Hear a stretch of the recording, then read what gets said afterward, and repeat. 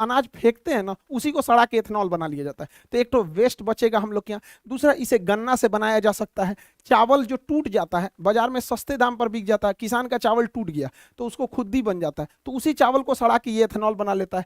मक्का, मक्का जो है इसका कोई भाव नहीं मिलता है, 6 रुपये किलो किसान का मक्का सरकार को किसान बेचने के लिए मजबूर होता है, 6 रुपये किलो। अब उसको ना छुपाया कैसे जाता है, किसानों को बेवकूफ कैसे बनाया जाता है, तो सरकार कहती है हम 6 रुपया नहीं ना खरीद रहे हैं, हम 600 रुपया प्रति 100 kg यानी प्रति क्विंटल खरीद रहे हैं। अजब हाल है भैया। तो 1 रुपया 6 रुपया ना किलो पड़ा, तो किसान को 100 रुपया का भाव कौन सी बताता है, 1 किलो का बताओ ना, आम आदमी को भी समझ में आता कि तब ना लोग सवाल उठाएंगे कि किसानों का इतना दुर्दशा क्यों है। आप सोचिए, आप एक ठो मक्का खरीदिएगा ना, एक ठो ठेला पे से, तो 5 रुपया 10 रुपया का मिलेगा, और किसान से 1 किलो खरीद लिया जाता है, और बेचारा उसको कितना दिया, 6 रुपया किलो, मजबूर है। लेकिन जब इस मक्के का उपयोग किया जाएगा एथेनॉल बनाने में, तो किसान भी अपना बढ़िया दाम में बेचेगा यहाँ पर, क्योंकि इसका प्रोडक्शन होने लगेगा।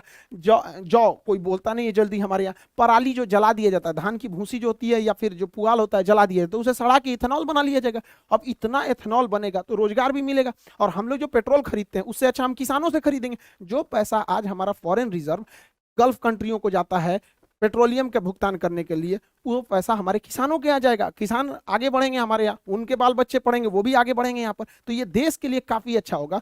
इसलिए भारत सरकार को इस पर बहुत ज्यादा मतलब प्राइम फोकस करके रखा हुआ है भारत सरकार। लेकिन एक बार जरा अपने दिमाग से सोचिए, ये चीज तो पूरी दुनिया में सक्सेस है और भारत में भी सक्सेस होगी, तो धीरे धीरे गन्ना शिफ्ट हो जाएगा किधर, एथेनॉल प्लांट में। और जैसे गन्ना ज्यादा एथेनॉल प्लांट में शिफ्ट होगा, चीनी का प्रोडक्शन घटेगा, उसका प्राइस बढ़ जाएगा। तो भारत सरकार को एथेनॉल और चीनी दोनों को बैलेंस करके रखना है। इसलिए भारत सरकार ने चीनी के निर्यात पर बैन लगा दिया, कहा कि हम चीनी बेचेंगे ही नहीं, क्योंकि फिलहाल जो चीनी है उसी को हम लोग स्टॉक करके रखेंगे, ताकि हम जो आने वाले सीजन में जो गन्ना निकलेगा उसमें ज्यादातर गन्ने को एथेनॉल प्लांट में भेजा जाएगा।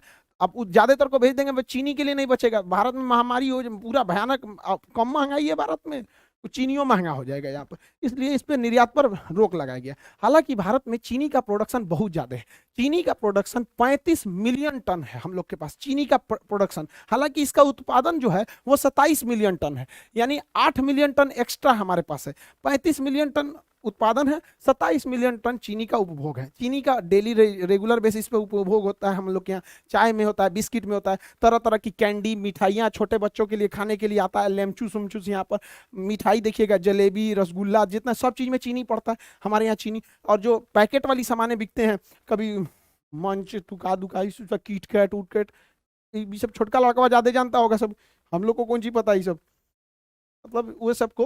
तो यहाँ पे जो है ना, ये इस सब में चीनी पड़ता है, तो चीनी का हमारे यहाँ डिमांड बहुत ज़्यादा है, 27 मिलियन टन प्रतिवर्ष डिमांड है।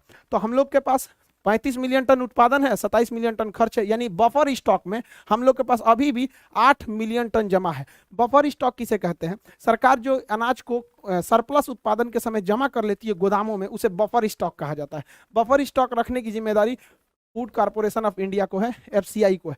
बड़े बड़े गोदाम होते हैं, इसी में रखा जाता है, छोटा मोटा नहीं, बड़ा सा गोदाम होता है, इसे ही कहा जाता है बफर स्टॉक। इसलिए भारत सरकार क्या की है, फ्यूचर प्लानिंग में बैलेंस न गड़बड़ाए महंगाई का और सप्लाई का, इसलिए इस पर बैन लगा दिया गया। अभी आप देखे होंगे चीनी पे बैन लगा दिया गया, गेहूं पे बैन लगा दिया गया, चावल पर बैन लगा दिया, क्योंकि टूटे हुए चावल से भी मेथनॉल बन जाता है। अभी तुर्की जो है गेहूं को वापस कर दिया, देखिए बहाना करके कि इसमें वायरस था। तो जरा अफगानिस्तान के लोगों के लिए वायरस नहीं है, आईएमएफ कह रहा है कि प्लीज गेहूं दे दीजिए, ये लोग को बहुत बड़ा दिमाग हुआ है। ये एक्चुअली देखिए क्या है कि तुर्की क्या देख रहा है कि वो रूस के करीब है। तुर्की जो है वो अमेरिका को बैलेंस करके चल रहा है यूएसए को चिढ़ाने के लिए, क्योंकि तुर्की जो है रूस से सटा हुआ है और रूस के पास गेहूं की कोई दिक्कत नहीं है, और रूस के इस एरिया में, चेचन्या वाले एरिया में आराम से ट्रक से गेहूं आ सकता है तुर्की में। तो ये देख रहा है कि इसी बहाने हम तुर्की देख रहा है रूस से व्यापार बढ़ा लेंगे और अपने आप को हीरो बनने के लिए भारत का गेहूं वापस कर दिया है। यही गलती किया था मलेशिया, यही गलती किया था इंडोनेशिया। पाम ऑयल को लेकर इनको घमंड हो गया था, पाम ऑयल को, आज इनका पाम ऑयल कोई खरीद ही नहीं रहा है यहाँ पर, तो ये लोग कह रहे हैं कि पाम ऑयल खरीद लो। देखिए इंटरनेशनल रिलेशन में ईगो नहीं दिखाना चाहिए इनको, ज्यादा ईगो इनको महंगा पड़ जाएगा वहाँ पे। मत लो गेहूं, कौन मार, हम लोग के यहाँ गोदाम का कमी है। तो आप ये समझ गए होंगे कि एथेनॉल ब्लेंडिंग क्या है, फ्लेक्सी फ्यूल क्या है और क्यों हम लोग इसको ज़्यादा प्रमोट कर रहे हैं। ये अच्छा भी है, हमारे बचे हुए खाना या जो अनाज बर्बाद हो जाते हैं, अनाज टूट फूट जाते हैं जैसे चावल वगैरह का दाना, तो उसे इजीली इसे दोबारा फर्मेंटेशन यानी किण्वन करके बनाया जा सकता है, जो काफी अच्छा भी है यहाँ पर। इससे देश को भी फायदा होगा, फॉरेन रिजर्व बचेगा। और आप लोग के लिए जो इतना भी एप्लीकेशन के क्लासेज हैं वो सब इनरोल कर दिए गए, दोबारा एक्सेस दे दिया जाएगा आप लोग को। और ये अभी नए बैचेज काफी ज्यादा आ गए हैं एप्लीकेशन पर। आप लोग को जिनका भी नियर में एग्जाम है वो लोग जाके इस पे इनरोल हो जाएंगे आप लोग को खान सर ऑफिशियल एप्लीकेशन पर। और जितना जल्दी से जल्दी हो आप लोग कहीं जल्दी जल्दी सेटल होइए, नौकरी लीजिए और जल्दी से माँ बाप का सपना पूरा कीजिए। आई होप आप इस टॉपिक को समझ गए होंगे। मिलेंगे नेक्स्ट क्लास में। जय हिंद।